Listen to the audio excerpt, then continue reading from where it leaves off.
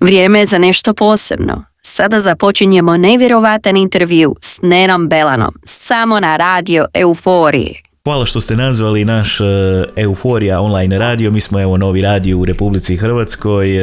Dajemo priliku, odnosno izvođačima i držimo do domaće glazbene estrade i hvala i nama je čast što ste vi kao mega zvijezda odazvali se našem pozivu. Pa evo da pričamo o vašem koncertu, odnosno o regati života. Pa možete malo nešto konkretnije reći o tome, evo za početak. Mogu, da, znači prvo radimo koncert u Areni 8.3. sljedeće godine i to će biti u stvari proslava moje 40-godišnjeg djelovanja na sceni u profesionalnom smislu. Dakle, sad već nevjerojatno davne, 1985. sam potpisao ugovor sa tadašnjim Jugotonom, to je sadašnja Croatia Records, i čuveni glazbeni urednik Siniša Karica je tad bio ko u onoj pjesmi od Marijana Bana i Daleke obale, snimke sa Nosinić Karici, godinu dana se vraćali praznih ruku, ali eto, 85. je on nekako namirisao da bi možda moglo biti tu nešto, pa nam je omogućio potpis ugovora za probni single kojeg smo snimili, koje su oni koristili samo za radio postaje.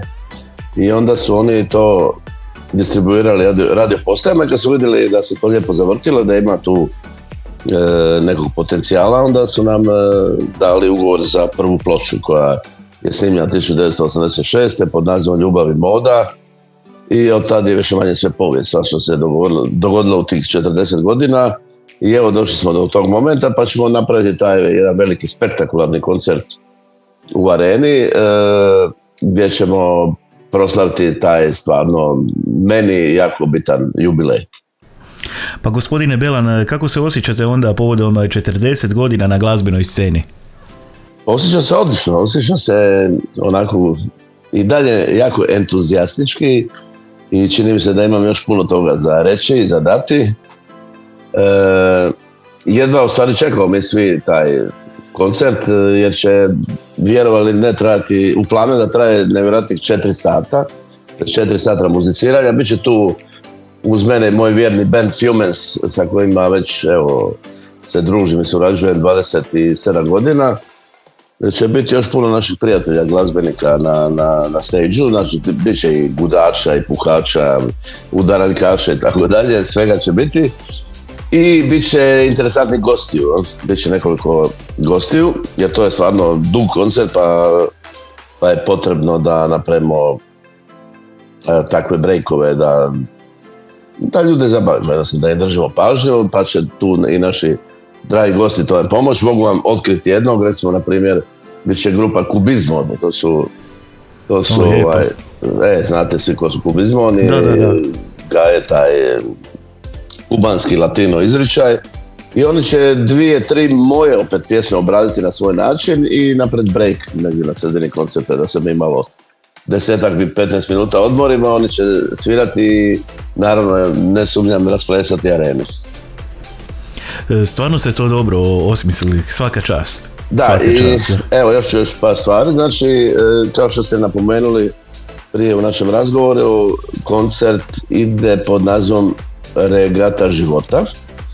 Regata života je inače pjesma zadnju koju sam snimio, koju sam izveo premijerno na Melodijama Jadrana ove godine u 6. mjesecu. I u stvari to je jedna priča o jedriličaru Filipu Jurišiću sa Hvara koji je pokušao se plasirati na olimpijske igre, dakle sportaš, dečko. I da bi došao u poziciju da ide na olimpijske igre morao je, puno tih regata odjedriti i pobijediti ostale pretendente na tu situaciju i što je on i napravio na kraju. A meni je to bila interesantna situacija, to me je moj prijatelj Ivo Šćepanović uveo u tu priču, pa smo onda odlučili napraviti pjesmu o tome. Dakle, tekst govori na prvom nivou direktno o Filipu i o tom njegovom naporu da se plasira na olimpijske igre, što je krajnji cilj svakog sportaša, olimpijske igre je velika čast. Ali evo, kako ja radim koncert u areni, onda sam odlučio da taj isti naziv onda upotrijebim i službeno za naziv mog koncerta, jer svaki ima svoju regatu života. Filip je jedrio po moru, a ja jedrim po moru glazbe već 40 godina u sve te nemirne vode, oluje i valove koje su me zapljuskivali sa strane, ali ipak sam izdržao i idem i dalje. Dakle, regata života simbolizira moje putovanje kroz glazbu i život sam. I eto, taj naziv nosi sa sobom sliku plovidbe kroz sve te godine, kroz različite glazbene stilove, promjene, iskustva, i svaka pjesma, svaki moj koncert i susret sa publikom su dio te regate, putovanja koje me vodi dalje prema nekim novim horizontima. I ne posustajete, jednostavno idete naprijed. Ne posustajem. Tako je. Evo, svaka čast na ovom što ste rekli. Pa evo, i mogu slobodno reći, ja sam isto također vaš fan i od malih nogu, evo, do sad slušam vas, imam 40 godina, ali vjerujte, od svoje 5 pa nadalje, koliko se sjećam, uvijek sam vas slušao i volio sam vaše hitove. I eto, ovo je iznimna čast što, eto, dajete intervju na našem radiju i hvala vam još jednom od srca na tome. Pa evo, idemo... molim. Pa ja sam samo simpatično napomenuti da ti imaš godina koliko ja imam godina karijere. Da, to je zanimljivo, da. Evo, htio sam vas pitati, kad pogledate unatrag i koje trenutke svoje karijere biste izdvojili kao najposebnije? Pa tu bi se dalo sa satima u stvari pričati o tome. 40 godina je jedna ogromna brojka, ja sam tu stvarno svašta doživio, vjerojatno sam pola toga već i zaboravio. Ali ajmo onako nekako improvizirati. Znači, prvi poseban veliki trenutak je bio naravno kad smo dobili taj ugovor i kad smo došli uopće u situaciju da snimimo ploču. I to je bilo nekako ostvarenje svih tih naših mladalačkih snova, a onda se dogodio nagli uspon u popularnost jer su te pjesme odmah jako zaživjele na prostoru čitave bivše države i onda smo napravili veliki koncert u sportskoj dvorani u Splitu, a Split je moj rodni grad. I ta dvorana se napunila i ja sam nekako, čini mi se, sjećam se, lebdio cijeli koncert 2 cm iznad zemlje od ponosa i ushita. Kasnije je bilo još puno tih nekih momenata u karijeri koji su se događali, a sasvim sigurno koncert u areni, eto opet ponavljam, će biti kruna svega toga, je isto jedan moment koji sasvim sigurno ni ja ni publika nećemo zaboraviti do kraja života. Pa evo da vam samo napomenem, mi puštamo vašu pjesmu Regatu života i slušatelji su zadivljeni i vjerujte mi imamo onako veliku populaciju i vole slušati. Evo, to smo primijetili, čak ste na top ljestvicama, mi smo stavili na našoj web stranici, evo može se primijetiti, nešto su osjetili, publika odmah prepoznaje šta je dobro, šta ne i to je najiskrenije što možete očekivati, jer publika kad kaže da je to, onda je to. Da. Evo imamo pitanje ovako, kako je glazbena scena izgledala kada ste počinjali, a kako danas? Evo to mene iskreno zanima, pa možete podijeliti vaše mišljenje.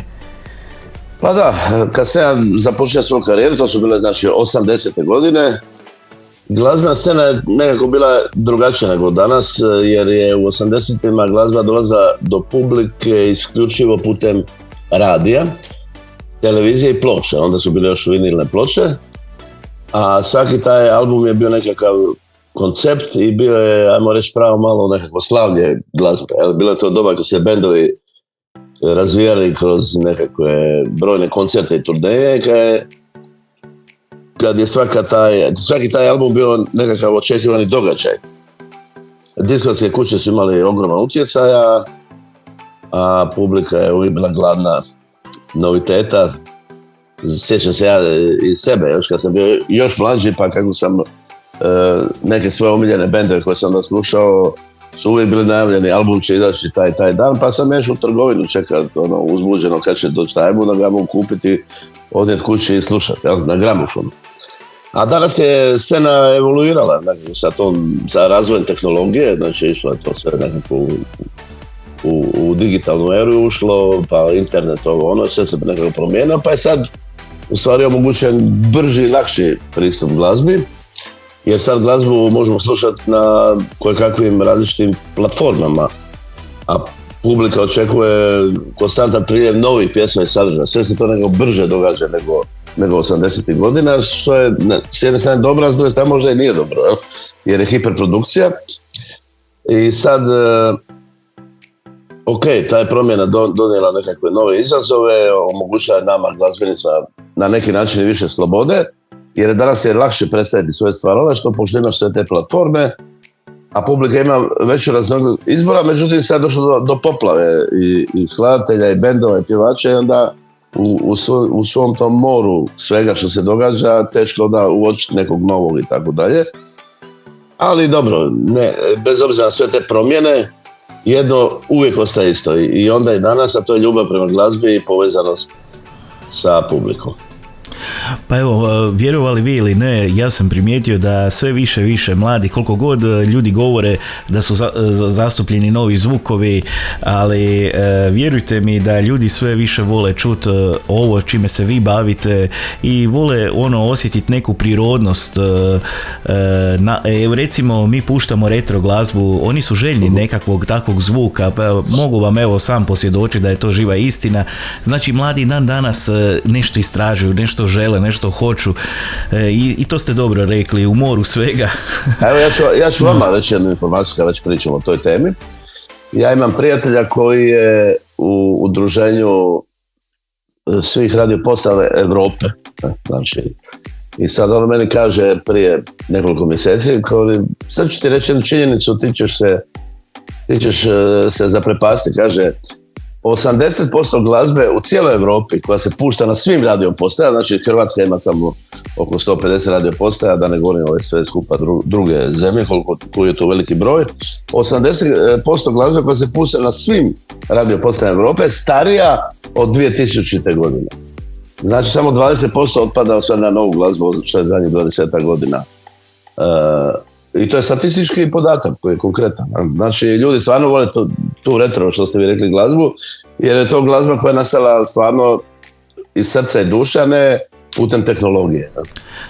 Evo, ovaj me podatak iznenadio, zaista, evo, nisam znao to. Eto.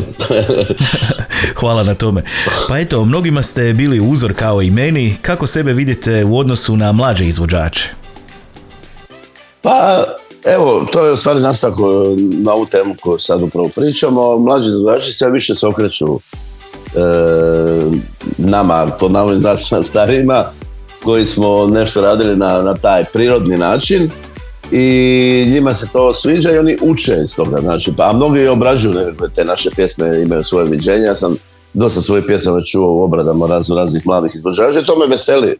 Znači, te pjesme su izdržale na najteži test, a to je test vremena, da putuju dalje i da žive dalje kroz te mlađe generacije koji su ih isto prihvatili. Ja na svojim koncertima imam i stariju publiku, naravno, koja prati mene još od 80 godina, ali imam puno i tih mladih i to me posebno veseli kad se popnem na stage, kada vidim mnoštvo mladih ljudi koji je puno mlađe od mojih pjesama, a pjevaju te refrene. Dakle, ja ih na taj posredan, ajmo reći, način učim dobrom zvuku, dobroj umjetnosti, dobroj emociji, kvalitetnoj i dobroj glazbi. Pa evo, ja ću vam dati primjer. Moj djed vas je volio slušati, moj otac, evo i ja. 3 generacije. To je već 3, idemo dalje. Istina. Pa evo, možemo otkriti nešto u publici. Koje će pjesme s vaše liste hitova zasigurno biti dio set liste na koncertu? Pa možete navesti nekoliko, evo, da publika može nešto očekivati. Pa, to će biti u stvari, pa pazite, 4 sata svirke, to je puno pjesama.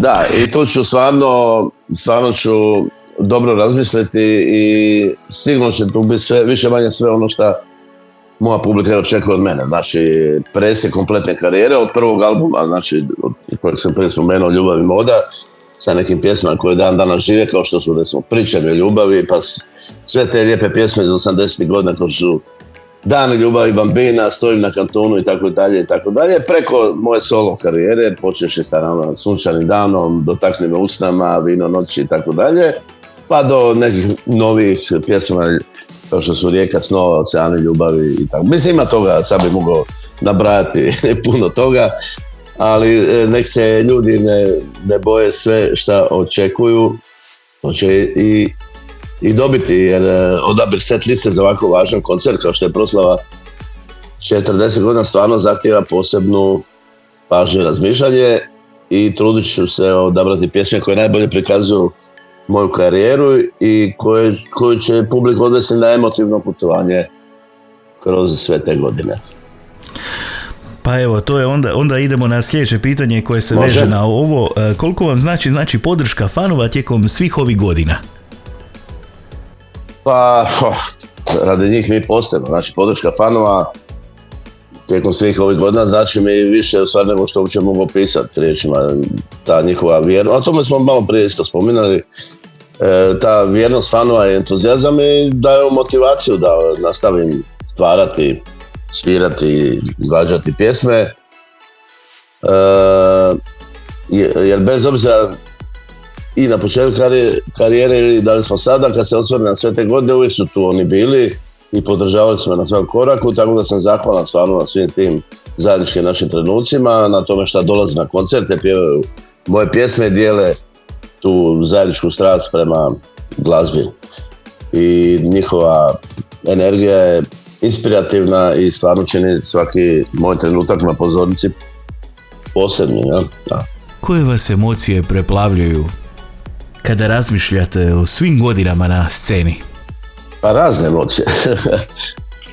Razne emocije, ali evo, tu ima puno naravno i nostalgije ima, jer je to sad već nekakav veliki broj desetljeća, kamoli godina, pa onda kad se razmišlja unatrag i pokušava sjetiti što se sve događalo u tih 40 godina, onda sam stvarno nostalgičan. A s druge strane opet ne želim živjeti u prošlosti, nego sam tu i danas i okrenut sam prema budućnosti. Dakle, planiram dalje. To lijepo se uvijek sjetite prošlosti, to će biti, naravno u Areni Zagreb će biti osjećanje na maksimalnom nivou, jer ćemo proći kompletnu tu moju glazbenu povijest, ali nakon Arene idemo dalje, nema stajanja.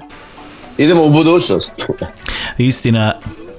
Idemo u budućnost, ali opet ćemo se malo vratiti u prošlost. Evo, mene iskreno zanima kako je sve krenulo, vaši prvi trenuci, glazbeni trenuci, upoznavanje s instrumentima, pjevanje, pisanje pjesama, evo, nešto ukratko za našu publiku. Da, to je isto više sati za precizan odgovor, jer ništa se nije tu dogodilo u nekom trenutku, to je sve nekakva evolucija. Znači, ja sam u stvari sa 10 godina, kad sam imao 10 godina, bio sam osmoškolac, upisao glazbenu školu odsjek klasična gitara i to na nagovor mojih roditelja. Dakle, to uopće nije bila moja ideja.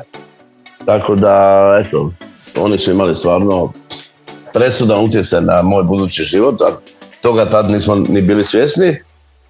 I onda sam završio tu nižu glazbenu školu, odsjek klasične gitare, 6 godina, i onda sam već bio u srednjoj školi, a tad sam već slušao rock and roll i onda sam odlučio napustiti sviranje klasične gitare i kupio sam prvu električnu gitaru i pustio malo kosu dužu i počeo sa svojim nekim prijateljima iz škole koji su bili slični kao ja se družiti, svi ruckati, prvo po stanovima, a poslije smo neke prve bendove imali krajem srednje i tako dalje, tako dalje. Onda je došao studij, tada sam studirao telekomunikacije, elektroniku, dakle, i čak sam bio okačio gitaru, ono što bi se reklo pod navodnim znacima o klin, jer sam namjeravao završiti fakultet i biti inženjer elektronike, međutim, stvari su se opet nekako sudbinski preokrenule, jer je jedan moj prijatelj opet iz škole predložio da onako kao nekakvu slobodnu aktivnost od fakulteta osnovimo bend koji će se baviti skidanjem pjesama iz 50-ih, 60-ih godina.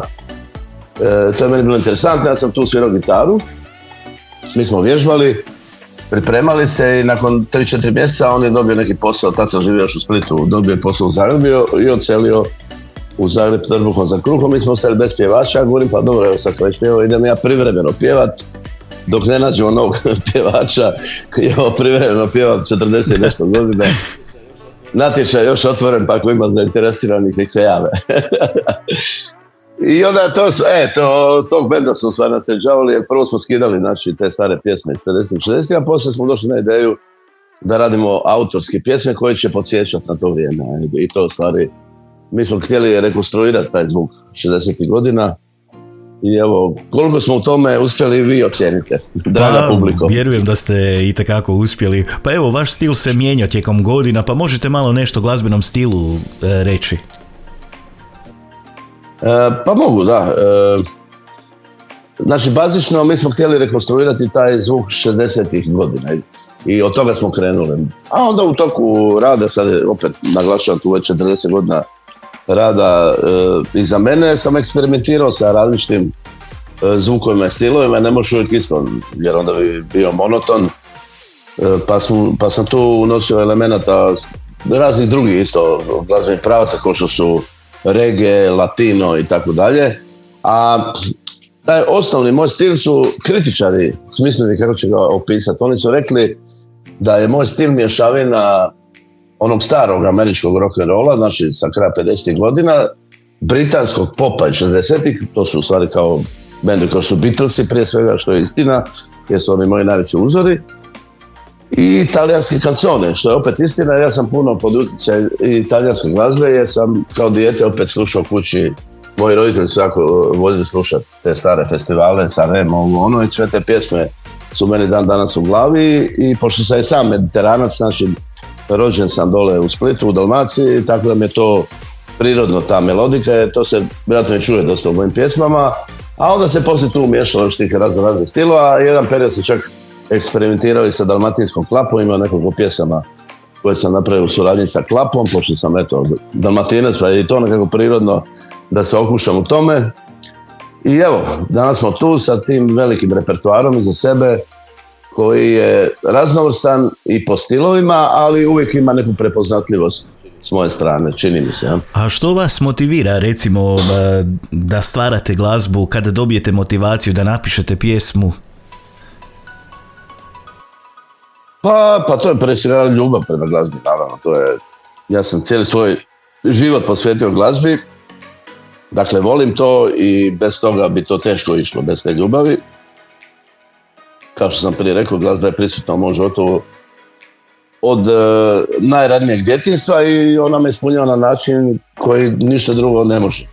Znači, svaki put kad sjednem za gitaru ili počnem pisati tekst, osjećam se da se vraćam kući, eto tako. Osim toga, inspirira me i ta energija publike moje i kad vidi kako moja glazba dodiruje srca ljudi i kako pjevaju moje pjesme i reagiraju na izvođenje uživo, to je neopisivo iskustvo. Taj osjećaj zajedništva i povezanosti sa ljudima kroz glazbu mi daje motiv da nastavim stvarati, a i svaki novi projekt, svaka nova pjesma donosi sa sobom neke nove izazove i mogućnosti za kreativno izražavanje, pa me to potiče da istražujem nekakve opet nove ideje, zvukove, stilove, što je uvijek uzbudljivo u glazbi, uvijek ima prostora za rast i razvoj, a ta perspektiva me u stvari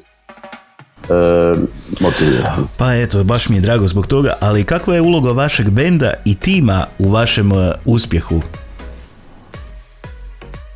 Pa bend je moja podrška, oni mi drže leđa. Vrlo je bitno imati stabilan bend, a ja na sreću to imam. Znači, spomenuo sam prije, to je moj bend Fumens. Imao sam nekad, naravno, prvi bend su bili Đavoli, međutim mi smo trajali samo 5-6 godina, jer onda je došao nažalost rat i tako dalje, pa smo se prijateljski razišli.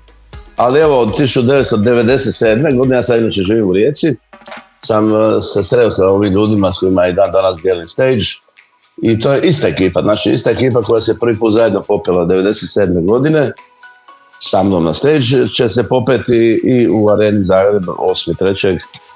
također, uz naravno sve te naše drage prijatelje i tako dalje, goste i to, ali onaj bazični bend koji mi drži leđa već 27 godina je tu i oni su mi oslonac i ja mislim da izvođač ovog tipa ili kalibra kao što sam ja, bez benda ne može. Znači moramo imati bend i moramo što više putovati, svirati gdje nas ljudi žele čuti i na taj način širiti svoju umjetnost, svoju misao, svoju poruku. Ja? A bez benda je to nemoguće. Ja na sreću imam stvarno super bend, evo nabrojat ću članove, to su Leo Rumara na bubnjevima, Olja Dešić na bas gitari i Vedran Križan na klavijaturama i svi pjevaju također, tako da imamo višeglasno pjevanje, to dosta mi koristimo u našim aranžmanima. I mi smo već nekakva mala familija, ja, pošto je to toliko već godina prošlo iza nas, toliko smo bliski i toliko dobro surađujemo na stage-u, to je već jedna velika i rutina, ne moramo se mi ni gledati ni ništa.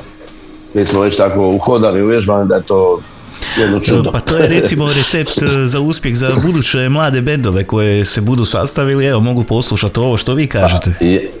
Tako je, ja im preporučam da se okupljaju bendove, jer bend je osnovna ćelija, ono što bi se reklo, za pokušati nešto napraviti u glazbi. Jer samo pjevaš, šta ćeš snimiti? Ti možeš snimiti nešto u studiju, snimiti spot i onda što dalje. Ja? Teren stvara, daje težinu nekakvu u tvom radu. Terenski rad. Slažem se, dakako. Pa kad smo već kod budućnosti, kad smo već spomenuli budućnost, vi ste spomenuli, pa recimo, kako vidite budućnost svoje karijere nakon 40 godina na sceni?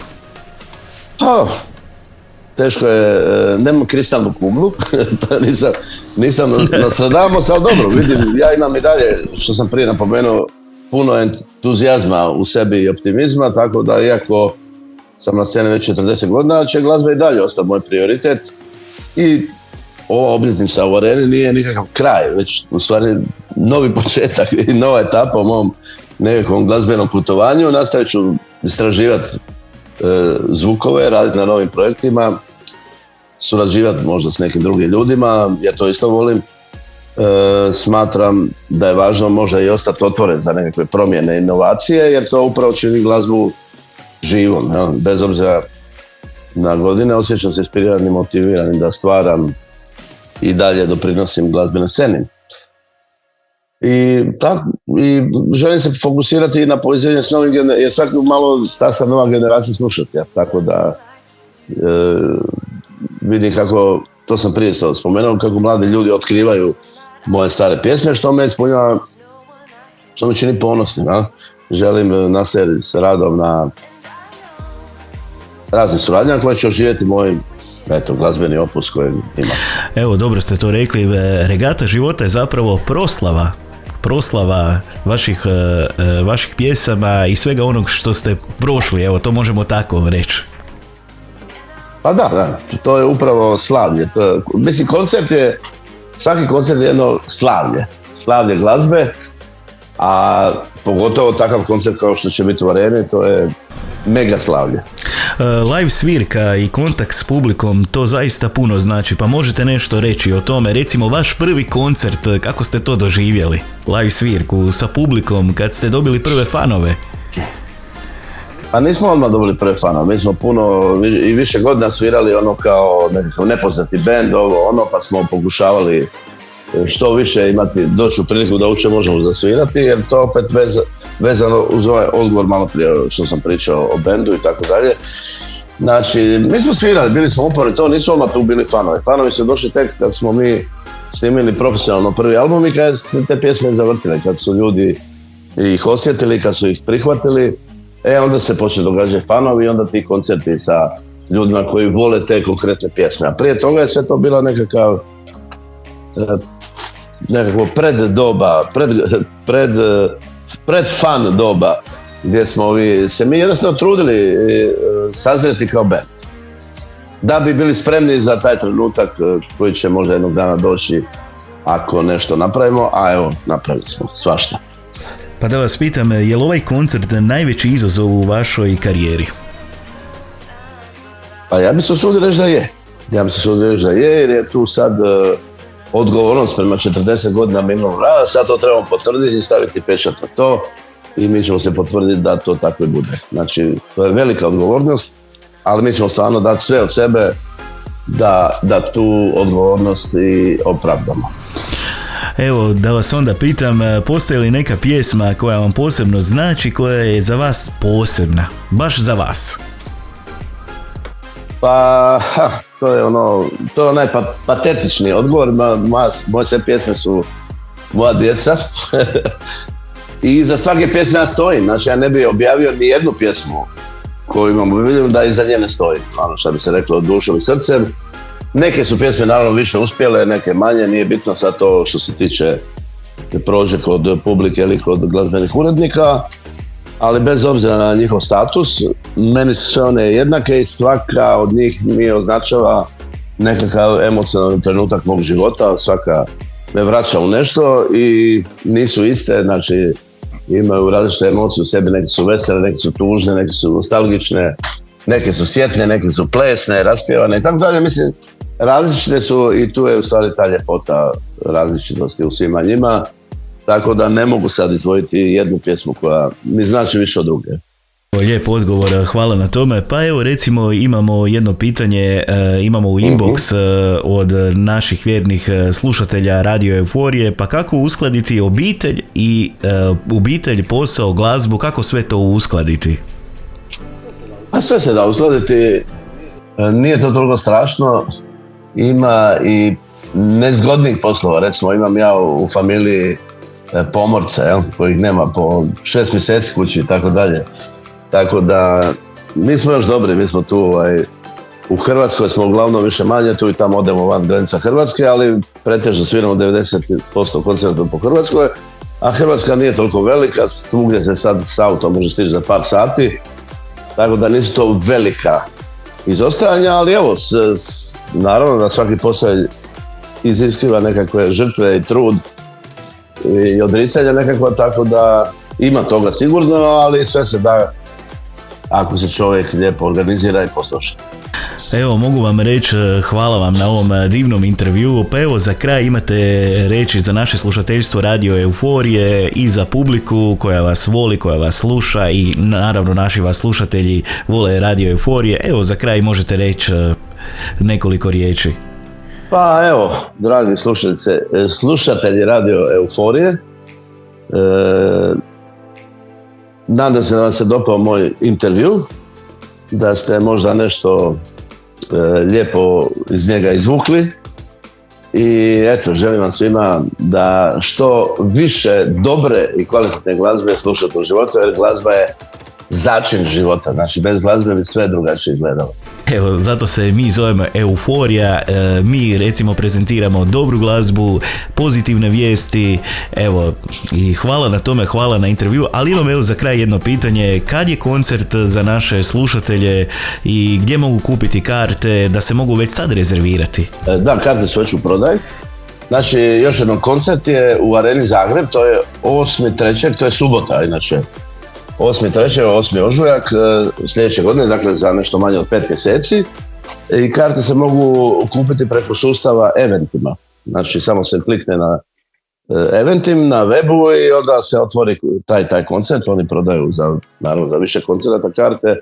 Ode se na moj koncert, klikne se, otvori se, ima i plan arene pa se može na taj način kupiti ili direktno pišu svi podaci pa se onda odabere. Evo, hvala još jednom na intervju, hvala gospodine Belan što ste dali intervju, evo zaista mi je velika bila čast. Hvala lijepa i želim vam puno uspjeha u vašem radu sa tim novim medijem koji je obogatio našu hrvatsku medijsku scenu.